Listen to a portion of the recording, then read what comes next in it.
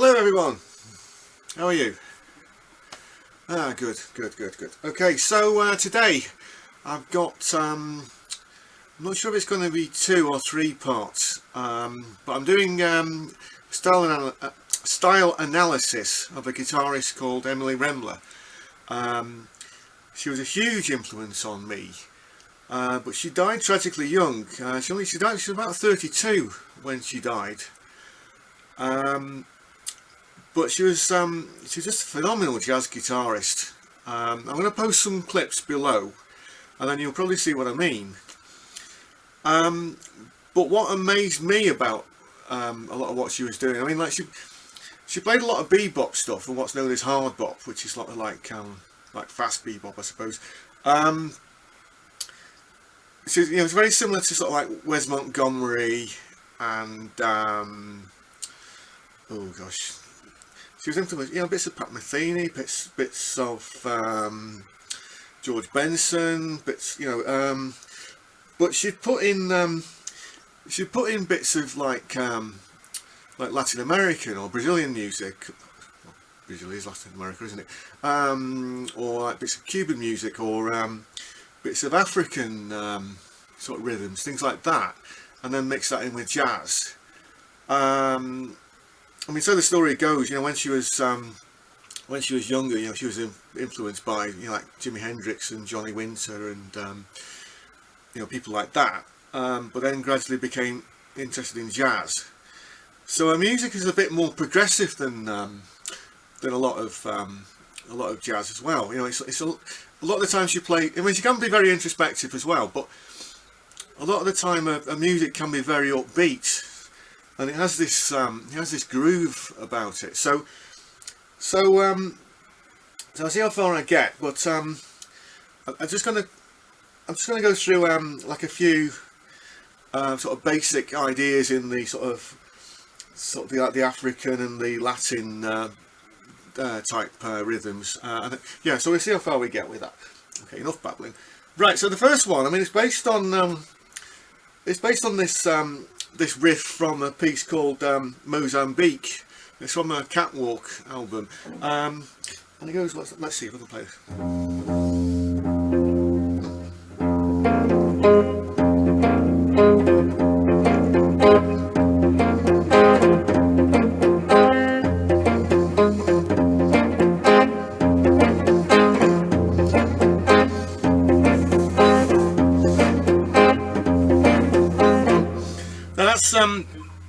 Really, it's based on this chord here. Now, imagine E minor like that. We'll just move it down here instead.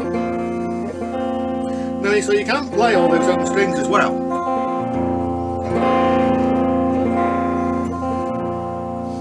And it's in like a 6/4 time as well. I mean, you can count.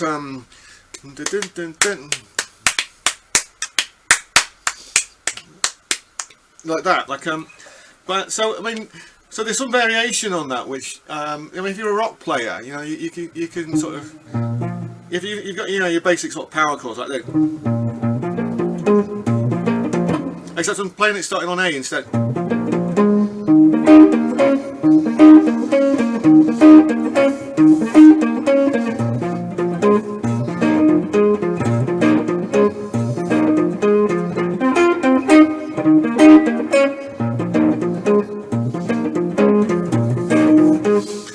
Makes it a little bit more interesting. That sort of mixes things up a little bit. So that the next part I want to show you are some basic sort of Latin type grooves. But quite often when like Emily's soloing, she'll just drop these in because like the band's playing away, and so things like.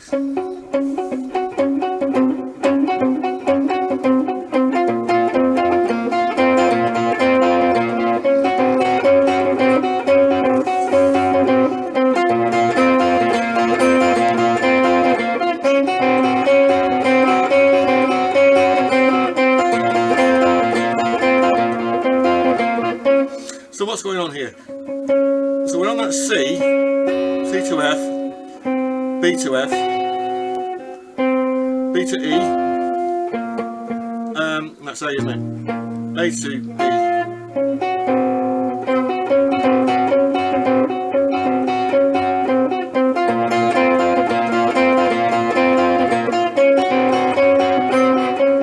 And then there's a variation on that.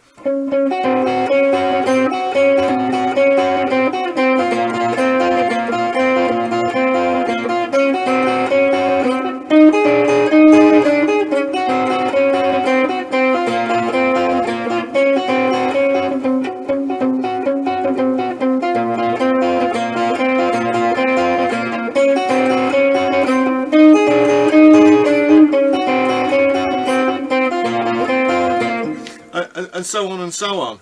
I mean, that's a good lead into, you know, if you don't want to be playing like the fancy jazz chords, you could just cut it down so that the bass player is like playing like the walking line, and if you've got a pianist in your group as well, then that might help, because then he can be playing like more of the chords to fill it out. But I just leave it to you. I mean, like, you know, because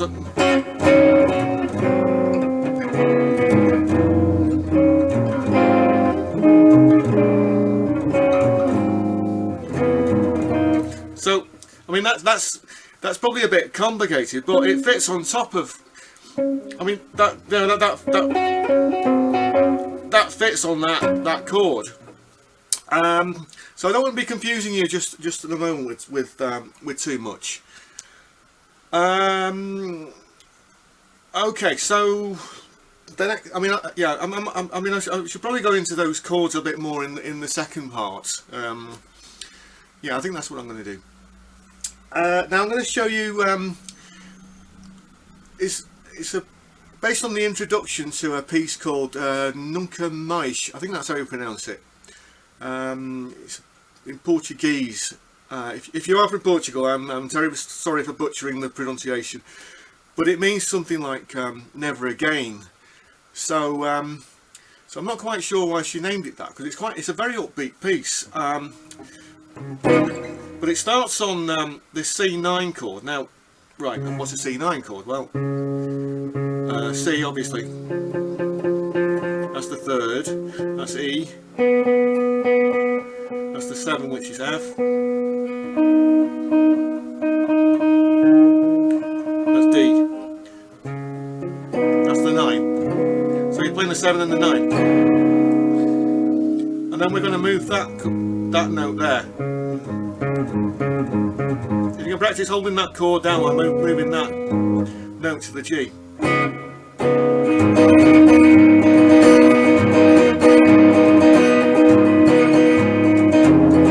Like that. And then we're going to move that shape up to here, which is the 6th fret.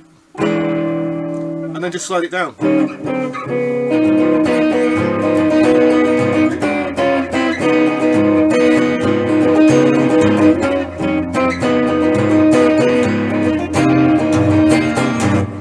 So that's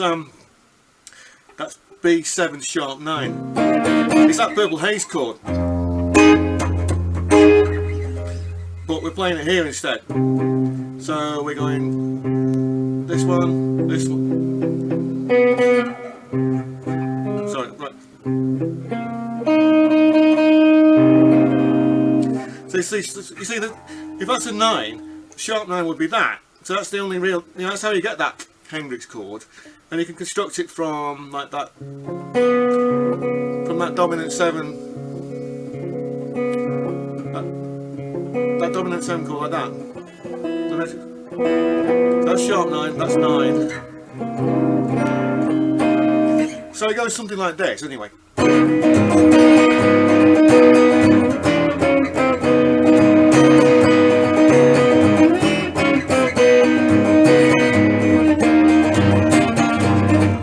And then it goes into the next part.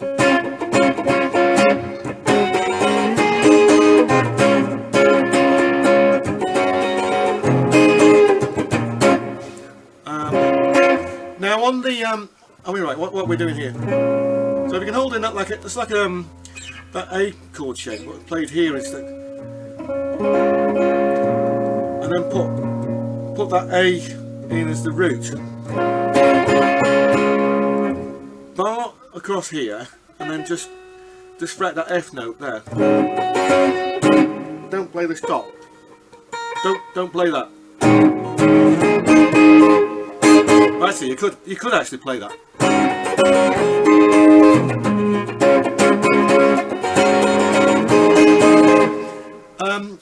But on the studio version, the trumpet plays the melody, whereas when I've seen her play it live on video, she will actually play the melody herself, and it's yeah.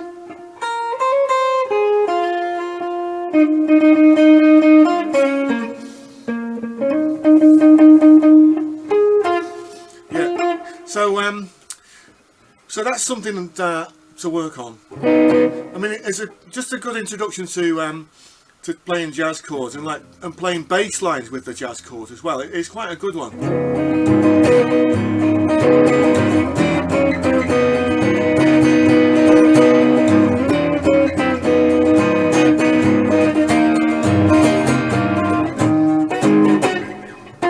Played it wrong, didn't I?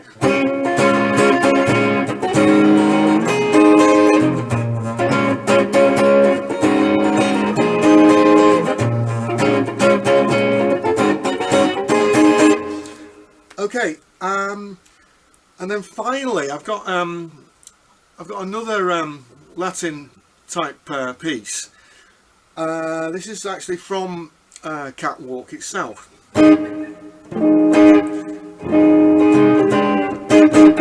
So this is what's known as a minor 9.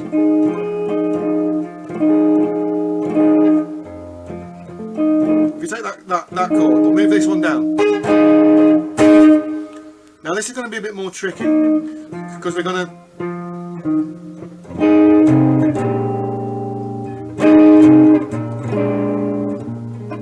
that's the 13 chord.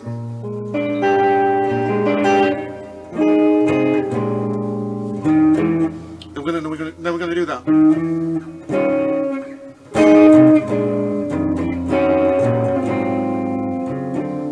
So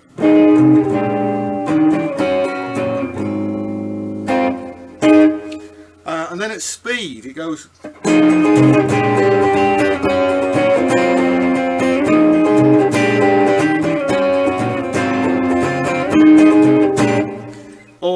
Or you can play it like this, which is actually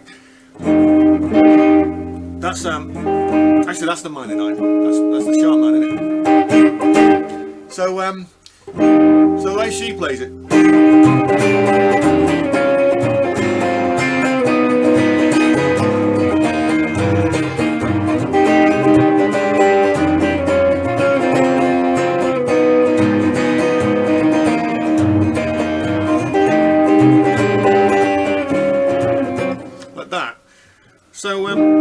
So that gives you two options. You can either play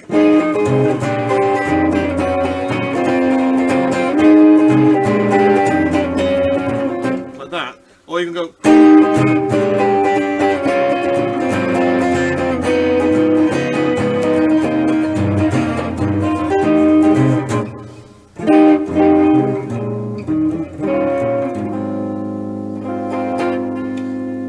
right.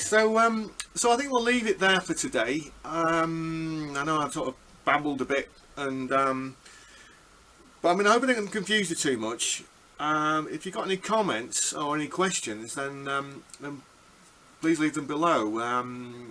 If there's anything wasn't clear in that, or anything you want me to expand on, please comment below as well.